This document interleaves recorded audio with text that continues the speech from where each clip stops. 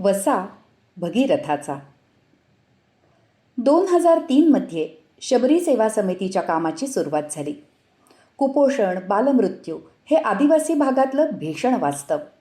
कुपोषण कमी करणं हे दीर्घकाळ करत राहण्याचं काम. पण आधी बालमृत्यू तर थांबवू म्हणून त्या दिशेने कार्याची सुरुवात केली. मेडिकल कॅम्प घेणं, गंभीर स्थितीतली बालकं निर्देशित करणं, त्यांच्यावर हॉस्पिटलमध्ये उपचार, औषधोपचार, पोषक आहार देणं, पालक प्रबोधन करणं अशा विविध स्तरावर जीवापाड मेहनत घेऊन बालमृत्यू कमी करण्यात यश मिळू लागलं. पण नवीन जन्माला येणारी बाळं कुपोषितच. म्हणून गर्भवती महिलांची तपासणी शिबिरं घेतली. महिलाच कुपोषित आणि अशक्त, त्यामुळे त्यांची बाळंही तशीच. महिला का बरं कुपोषित? अतिश्रम, कष्ट आणि आहाराकडे दुर्लक्ष. घरकाम, शेतीकाम आहेच, पण रोजच्या जगण्यासाठी लागणारं पाणी भरणं आणि आणणं याकरता जास्त कष्ट घ्यावे लागतात. आणि उन्हाळ्याच्या दिवसात तर अर्धा दिवस पाणी भरण्यातच जातो. डोक्यावर 2-2, 3-3 हंडे घेऊन 2-3 किलोमीटरवरून पाणी आणणं, ह्यात त्या महिलेची मान, पाठ, कंबर, पाय सगळंच मोडून पडतं. कुपोषणासाठी काम करताना, प्रश्नाच्या मुळात शिरताना पाणी या विषयावर काम करणं गरजेचं ठरलं आणि कर्जत तालुक्यातल्या तेलंगवाडी या गावात संस्थेने पहिली बोअरवेल करून दिली. तेलंगवाडी टेकडीवर. तिथल्या महिला उन्हाळ्याचे 4 महिने 3 किलोमीटरवरून डोक्यावर हंडे घेऊन टेकडी चढत होत्या. बोअरवेल झाली आणि महिलांचे चेहरे उजळले. कष्ट कमी झाल्याचा आनंद अवर्णनीय होता. आजही तेलंगवाडी त्याच बोअरवेलचं पाणी पिते. कर्जत तालुक्यात जांभुळवाडी इथेही भीषण पाणी टंचाई. महिला 2-2, 3-3 किलोमीटरवरून पाणी भरत होत्या. गावात एका माणसाच्या जागेत 8-10 फूट खड्डा होता. त्यात उन्हाळ्यातही पाणी असायचं.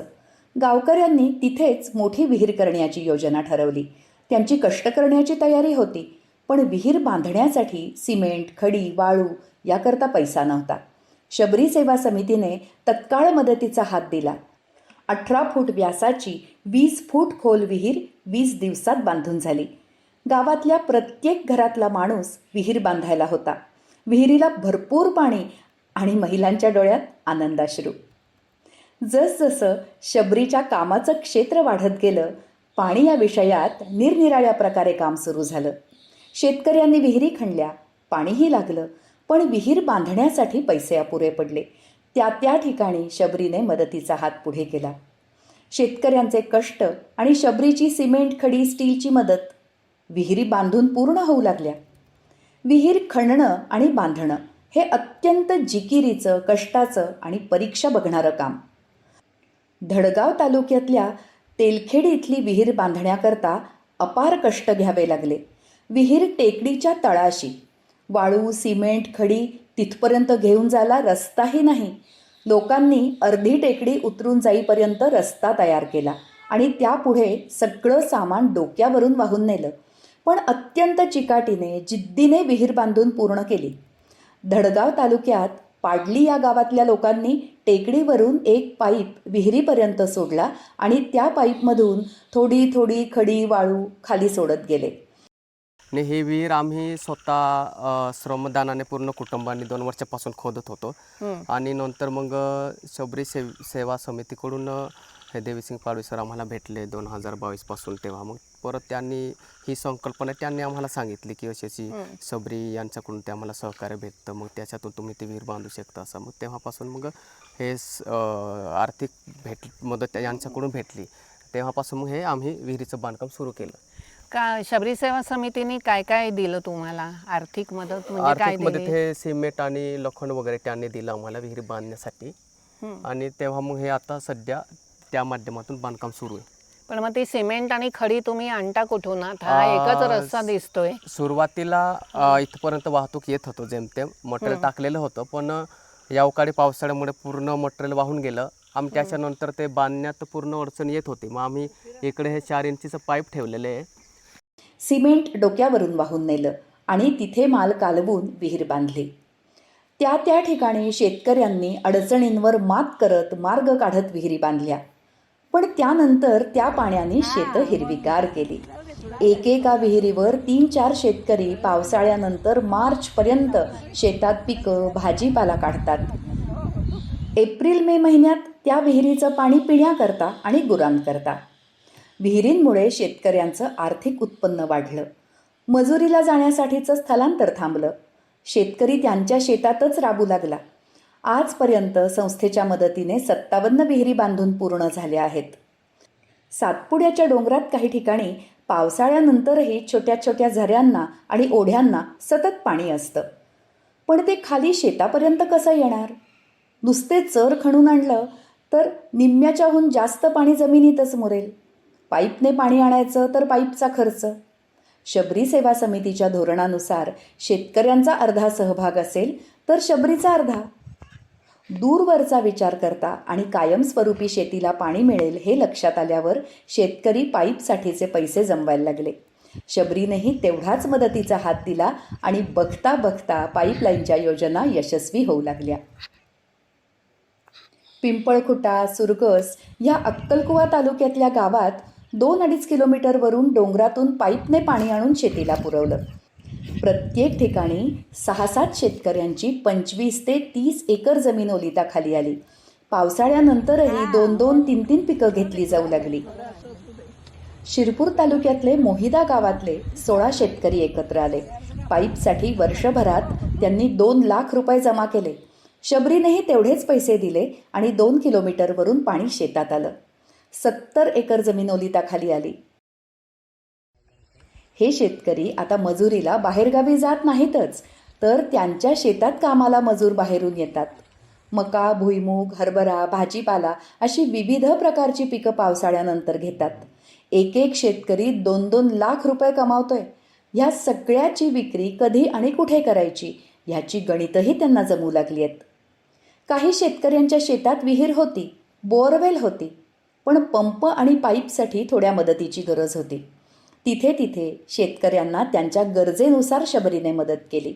दहेल या गावच्या वरच्या बाजूला विहीर होती, भरपूर पाणी होतं, त्यांना पाईपसाठी मदत केली. वरून पाणी खालच्या दिशेला आणायचं असल्याने पंप न लावता सायफन पद्धतीने पाईपने पाणी खाली शेतापर्यंत आणलं. नुसतं शेतीलाच नाही तर गावातल्या घराघरापर्यंत पाईप पोहोचवून दारात नळ बसवलेले आहेत. महिलांचे डोक्यावरून पाणी आणण्याचे कष्ट संपले. धडगाव तालुक्यातल्या खरवड गावातल्या शेतकऱ्यांच्या शेतात बोअरवेल होती, पण पाईप आणि पंप हवा होता. पाईप मिळवण्यासाठी वर्षभर सरकार दरबारी खेटे घातले. पदरी निराशाच येत होती. शबरीशी संपर्क केला. आवडेल ते पाईप तुम्ही मार्केटमधून घेऊ शकता, पण त्याला 50% द्यावं लागेल. मग मी माझ्याकडे आर्थिक परिस्थिती कमी असताना मी काही थोडे पैसे उचलले आणि दादांच्या सहकार्याने तर म्हणावं तर शबरी सेवा संस्थेकडूनच मला हे मिळाले. मी बोरवेल तर झालंच माझा, परंतु याच वर्षी 2025मध्ये नोव्हेंबरला मी पाईप घेतले आणि याच वर्षी भुईमुग टाकला. भुईमुग खूप चांगला आलेला आहे ताई, आपण बघत आहोत. आणि हा मला अंदाज अवघ्या 4 दिवसात त्याला हवे असलेले पाईप त्याच्या शेतात पोहोचले. हे बघून त्याच्या डोळ्यातले अश्रू थांबेच नात. आता त्याच्या 2.5 एकराच्या शेतात चवळी, भुईमूग, मका अशी पिकं डोलतायत. कुटुंबातल्या सर्वांनी शेतावर राहायचं ठरवलेलं आहे. घर बांधतायत. संस्थेने कोणतीही योजना तयार केली नाही. भौगोलिक स्थिती, पाण्याची उपलब्धता आणि शेतकऱ्यांची गरज लक्षात घेऊन शेतकऱ्यांना काय हवंय ती योजना कार्यान्वित केली. अनेक गावांमधून शेतकऱ्यांनी त्यांच्या ओढ्या नाल्यांवर, छोट्या नदीवर वनराई बंधारे घातले. त्या छोट्या तात्पुरत्या बंधाऱ्यावर पावसाळ्यानंतर एखाद दुसरं पीक घ्यायला त्याचा निश्चित उपयोग व्हायला लागला. जव्हार तालुक्यात दोहरेपाडा गावातून एक नदी वाहते. त्यावर सरकारने एक आणि एका संस्थेने एक असे 2 पक्के बंधारे घातले, पण दोन्हीतून पाणी वाहून जातं. शबरीकडे ह्या बंधाऱ्यासाठी प्रस्ताव आल्यावर संस्थेने त्यांना बंधारा बांधण्यासाठी मदत केली. बांधकामात कोणत्याही प्रकारे तडजोड न करता बारकाईने लक्ष घालून केटी बंधारा बांधला. याला 4 वर्ष झाली. एक थेंबही पाणी त्यातून वाया जात नाही. त्या गावातले 62 शेतकरी बंधाऱ्याच्या दोन्ही बाजूने पाणी उचलतात. सोनचाफा आणि मोगऱ्याची शेती करतात. व्यापारी गावात येऊन फुलं घेऊन जातात. बंधाऱ्यामुळे खालच्या विहिरींचं पाणी वाढलंय. आज ते गाव टँकर मुक्त झालंय. आता गावकरी ॲग्रो टुरिझमच्या प्रयत्नात आहेत. एका पक्क्या बंधाऱ्यामुळे गावातल्या लोकांचं आर्थिक गणितच बदलून गेलंय. शिरपूर तालुक्यातल्या धाबा देबीपाडा इथल्या छोट्याशा पक्क्या बंधाऱ्याच्या पाण्यावर तिथले शेतकरी शेवग्याची शेती करतात. वाडा तालुक्यात पीक गावाजवळून पिंजाळ नदी वाहते. 12 महिने पाणी. पण वरच्या भागातल्या शेतांपर्यंत कसं आणायचं ते? शबरीकडे प्रस्ताव आला पंप आणि पाईपसाठीचा. खर्चाचे निम्मे पैसे 6 शेतकऱ्यांनी जमा केले, निम्मे पैसे संस्थेचे. 1 किलोमीटर दूरवरच्या शेतापर्यंत पाणी पोचलं. 20 एकराला पाणी मिळालं. पावसाळ्यानंतर एका पाठोपाठ पिकं घेतली जातात. 2-3 शेतकऱ्यांनी पॉली हाऊस बांधलंय. उन्हाळ्यातही मिरची, सिमला मिरची अशामधून मोठ्या प्रमाणावर उत्पन्न घेतलं जातं. व्यापारी मुख्य रस्त्यावर येऊन माल घेऊन जातात. हातात लगेच पैसा येतो. पूर्वी हे शेतकरी मजुरीला जात होते, आता त्यांच्या शेतावर कामाला मजूर येतात. विठ्ठल वाघ या शेतकऱ्यांनी या उन्हाळ्यात 80,000ची मिरची विकली. गेल्या वर्षी हे बांधल्यानंतर तुम्ही काय काय घेतलं या पॉली हाऊस मध्ये त्याच्यामध्ये पीक? फक्त मिरचीचा तिखट मिरचीचा पीक घेतलेलं आहे, दुसरं काय नाही. तिखट मिरची. आणि किती तुम्हाला ह्या सगळ्यातनं उत्पन्न मिळालं मग? याच्यातून 80,000 असं आम्हाला उत्पन्न भेटलेलं आहे. मग ह्या सगळ्याची विक्री कशी करता? विक्री आम्ही कुठं भया येतो ते भयाकडे दिलेलंच नाही. माझे घरवाली स्वतः इकडं वाड्यामध्ये बाजारामध्ये 2-2 हजाराची टायमाला मिरची विकायची. एका कातकरी माणसाने पॉली हाऊस बांधून शेती करावी हे क्रांतिकारी पाऊल आहे. महाराष्ट्राला भूषणास्पद आहे. पाण्याच्या जवळपास 150 योजनांमधून आत्तापर्यंत 1650 एकर जमीन ओलिताखाली आली आहे. शेतकरी त्यांच्या शेतीबद्दल भरभरून बोलतात. शबरीमुळे आमचं जीवनच बदलून गेलं अशी शबरीबद्दलची कृतज्ञता त्यांच्या शब्दाशब्दातून जाणवते. या सगळ्या योजनांमध्ये अर्धा सहभाग शेतकऱ्यांचा आणि अर्धा संस्थेचा. शेतकऱ्यांचे स्वतःचे कष्ट आणि अर्धा पैसा खर्च झाल्याने शेतकरी या सगळ्या योजना मनापासून आणि काळजीपूर्वक आणि कुठेही भांडणतंटा न करता राबवत आहेत. स्वावलंबी भारत हे आपल्या प्रत्येकाचंच स्वप्न आहे. ते साकार करण्याचा शबरी सेवा समितीचा हा प्रयत्न म्हणजेच वसा भगीरथाचा.